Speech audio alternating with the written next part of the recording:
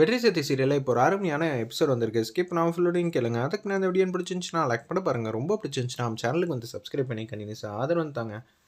நம்ம வெற்றிக்கு வந்து மருதாணி வச்சு விட்டான்னு கேட்குறாங்க. அம்மா உங்கள் அன்பு பாசத்தெல்லாம் வந்து சக்திக்கே காட்டுங்கம்மா, எனக்கெல்லாம் ஒன்று வேணாம். டேய் பாசத்தில் என்னடா இருக்குது வாடா அப்படின்னு சொல்லி அவங்க கையிலையும் வந்து வச்சு விட்டுறாங்க. வெற்றி கையிலையும் டேய் சென்டரில் வந்து வட்டை போட்டு வைக்கிறேன் அம்மா, இதுவே வந்து காயறதுக்கு 4-5 மணி நேரம் ஆகும். இதில் சென்டர் வேற வட்டம் ஸ்கொயரு ரவுண்டுன்னு பண்ணிட்டு இருக்காதிக்குமா சரியா அப்படின்னு சொல்லிட்டு அவங்க மட்டும் போக ஆரம்பிச்சிட்டாங்க. சரண்யா கையிலையும் வந்து அதே மாதிரி வைக்கிறாங்க. வெற்றி வந்து ரூமுக்கு வந்து அட கடவுளே இதை கை வேற அலம்பக்கூடாதுன்னு வேற அம்மா சொல்லிட்டாங்க. 6 மணி நேரத்துக்கு இப்படியே வச்சுக்கிட்டு இருக்கணுமாங்கிற மாதிரி யோசிச்சுட்டு இருக்கப்ப டேய் கொஞ்ச நேரத்துக்கு முன்னாடி இந்த கையை வச்சுட்டு ஒருத்தன் கண்ணா அப்படின்னான்னு வம்பளத்துக்கிட்டு இருந்தானா ரொமான்ஸ் பண்ணுறான்னு. என்ன சக்தி இப்போ என்ன என்னால் ரொமான்ஸ் பண்ண முடியாது நினைக்கிறியா? கை இருந்தால் தான் ரொமான்ஸ் பண்ண முடியுமா? சக்தி வந்து காமெடி பண்ண ஆரம்பிச்சிட்டாங்க. டேய் மருதாணி வச்சிருக்கிற கையை வந்து இது மாதிரி பண்ணிட்டேன்னா வச்சுக்கியே அப்புறம் கலைஞ்சிருச்சுன்னா அத்தை மனசு கஷ்டப்படும். மருதாணியும் கலையாது, அதே மாதிரி எங்கள் அம்மாவோட மனசும் கலையாத அளவுக்கு நான் ரொமான்ஸ் பண்ண வரேன் அப்படின்னு சொல்லி முத்தம் கொடுக்கலான்னு கிட்டக்கு வராங்க. இவன் சும்மா இருக்க மாட்டான் போல இருக்கேங்கிற மாதிரி சக்தி வந்து கொடுக்குன்னு வந்து வெளியில் வந்து ஓடிட்டாங்க. அந்த இடத்துல செம காமெடியாக இருந்துச்சுன்னே சொல்லலாம் அந்த சீன்லாம். ரங்கநாயகம்மா ரொம்ப நேரம் ஆளை காணோம். ஒரு 2-3 மணி நேரம் ஆளை காணும் போல இருக்கு. செல்வன் முருகன் வந்து வெற்றியோட அப்பா வந்து கவலைப்படுறாங்க. ரங்கநாயோட ஹஸ்பண்டு டேய் ரங்கநாயை காணும்டா. என்ன சொல்கிறீங்க? அத்தை வந்து காணுமா? எங்கே போயிருப்பாங்க? ஃபோன் அடித்து ட்ரை பண்ணணும்னு பார்க்குறேன். நானும் ஃபோனை தான் ட்ரை பண்ணிட்டு இருக்கேன். வெற்றி வந்து ஃபோன் அடி அப்படின்னு சொல்லும்போது ரங்கநாயம்மா ஏதோ ஒரு கிஃப்ட் பாக்ஸோடு வராங்க. ஏன் மருமகளுக்கு முக்கியமான ஒரு ஆசைப்பட்ட கிஃப்டெல்லாம் வந்து வாங்கி தரணும் தான் நான் இங்கே வந்திருக்கேன் தெரியுமா அப்படின்னு சொல்லிட்டு அந்த இடத்துல பேச்ச ஆரம்பிக்கிறாங்க நம்ம ரங்கநாயம்மா. கிஃப்ட்டை பிரித்து பார்க்குறாங்க. சின்ன வயசில் வந்து குச்சி மிட்டாய், கமர்கட்டு, கடல மிட்டாயி, லாலிபப்பு இதெல்லாம் இருக்கும்ல, இது எல்லாத்தையும் வந்து கிஃப்ட்டாக வந்து வாங்கிட்டு வந்து கொடுத்துருக்காங்க. இதெல்லாம் திறந்து பார்த்தோன்னே எனக்கு சந்தோஷத்தின் பூரிப்பு எவ்வளோ தெரியுமா இருக்குது. இதெல்லாம் பார்த்தா சில பேருக்கு வந்து சி இவ்வளோதான்னு நினைப்பாங்க. ஆனால் இதெல்லாம் ஸ்கூல் பருவத்தில் வந்து ஆசைப்பட்டு தேடி தேடி வந்து ஒவ்வொரு கடையில் ஒன்று ஒன்றா வாங்கி சாப்பிடுவோமே, அந்த பருவத்துக்கே அத்தை வந்து கொண்டு போயிட்டாங்க. ரொம்பவே சூப்பராக இருக்குது, நான் ரொம்ப ஹாப்பியாக இருக்கேன், இது எல்லாம் வந்து உனக்கு பிடிக்கும்னு உங்கள் அம்மா வந்து சொன்னாங்க மீனாட்சி அம்மா.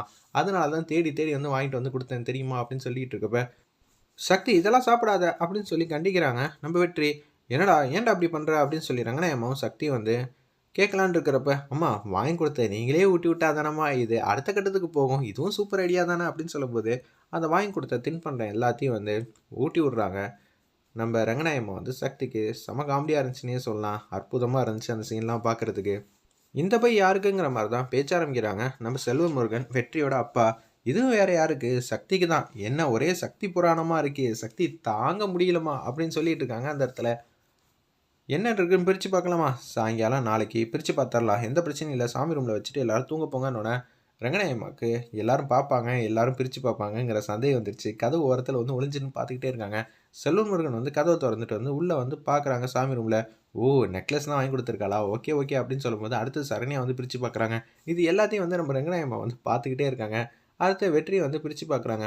எப்படி ரங்கநாயம்மா கரெக்டாக வந்து பார்க்குறாங்கன்னா சாமி ரூம் கதவு சாத்தி இருக்கு. கதவு திறந்தோன்னே ஒரு கதவுல வந்து 20-30 பெல் இருக்கு. டக்கு டக்குன்னு அடித்தோன்னே ஓ அடுத்த ரவுண்டு யார் வந்திருக்கான்னு சொல்லி பார்க்கும்போது வெற்றி தான் பார்த்துட்டு போகிறாங்க.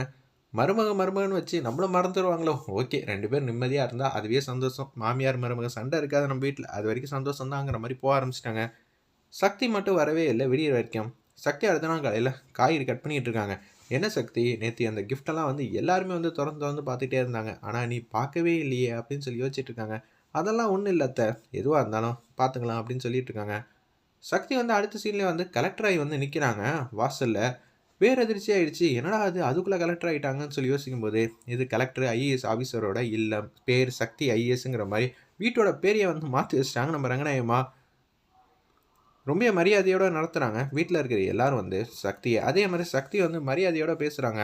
ஏய் இந்த பதவிக்குன்னு ஒரு மரியாதை இருக்குப்பா, அதனால் எல்லாருக்கும் வந்து ரெஸ்பெக்ட் கொடுத்து தான் பேசணும் சரிங்களா அப்படின்னு சொல்கிறேன். அதே மாதிரி பேசிகிட்டு இருக்காங்க. பார்த்தா இது எல்லாம் வெற்றி வந்து கனவு காண்டுகிட்டு இருக்காங்க அந்த இடத்துல.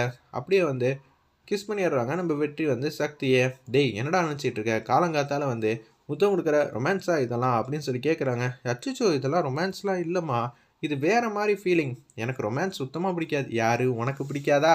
சரி சரி நீ சீனுக்கு சீன் இதை தாண்டா பண்ணிக்கிட்டு இருக்க அப்படின்னு சொல்லி காமெடி பண்ணுறாங்க நம்ம சக்தி அந்த இடத்துல.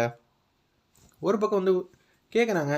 டேய் என்னடா அர்த்தம் இதெல்லாம்? இதெல்லாமா காலையிலே வந்து எக்ஸசைஸ் சக்தி, இந்த மாதிரி எக்ஸசைஸ்லாம் பண்ணால் மனசுக்கு எல்லாம் ரிலாக்ஸாக இருக்கும் தெரியுமா? ஓ அப்படியா அப்படின்னு சொல்லி 2 பேர் சிரிச்ச முகமாக வந்து பேசிகிட்டு இருக்க மாதிரி காட்டி இந்த எபிசோட வந்து அருமையாக வந்து முடிச்சிருந்தாங்க. வெயிட் பண்ணி பார்ப்போம். இவ்வளோ அமைதியாக நிம்மதியாக போயிட்டுருக்கிற ஃபேமிலியில் பூஜா எப்படி வெளியில் வர போகிறாங்க? பூஜா வந்ததுக்கப்புறம் ரங்கநாயம்மா மனசை கொஞ்சம் கொஞ்சமாக மாற்றி திருப்பி வந்து சண்டை சச்சரவும் கொண்டு வர மாதிரி தான் அப்கமிங் எபிசோட் ட்ராக் வந்து வரப்போகுது. ரொம்பவே சுவாரஸ்யமா இருந்துச்சுன்னே சொல்லலாம். எப்படி பூஜா வந்து ரங்கநாயகி மனசு மாத்துவாங்களா? இல்ல சரளா வந்து அடிச்சு தொரத்தி விட்டாங்களே, அதே மாரி பூஜா, நீ மட்டும் சக்தி ஏதாவது ஒண்ணு குடைச்சல் குடுக்குற மாரி இருந்தன்னு வச்சுக்கயேன், நான் உன்ன சும்மா விட மாட்டேன். சக்திக்கு பாதுகாவலனா இருக்கக்கூடிய ஆளே நான் தான். உன் பேச்ச கேட்ட வரைக்கும் இந்த வீடு பட்ட பாடெல்லாம் போதும். மரியாதையா இங்கேருந்து போயிடுன்னு அடிச்சு தொரத்தி விட தான் பார்ப்பாங்க. இல்லாட்டி பூஜா பக்கம் திருப்பி வந்து ட்ரான்ஸ்ஃபரும் வாங்கலாம். வெயிட் பண்ணி பார்ப்போம்.